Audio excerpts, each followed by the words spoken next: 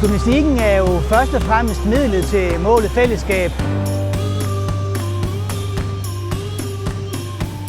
Den kan være samlende, dels i sit fantastisk kropslige udtryk, men den kan også gøre noget i elevblokken med, at man får lov at vise, man får lov at være, man får lov til at være en vigtig brik i det store puslespil.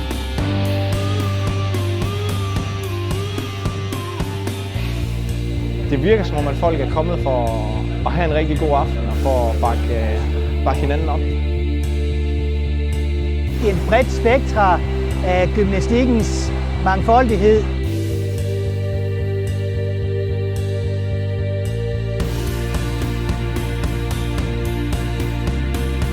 Man kan gå til gymnastik for at have det sjovt, men man kan også gå til gymnastik, fordi man vil noget med det og gerne vil blive dygtig.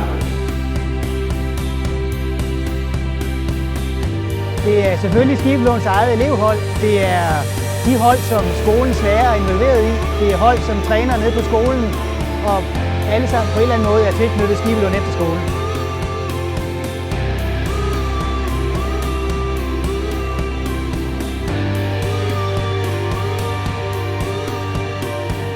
Det er fedt, hvad I laver. Om det så er med fuld gas, eller om det er for hobbyens skyld.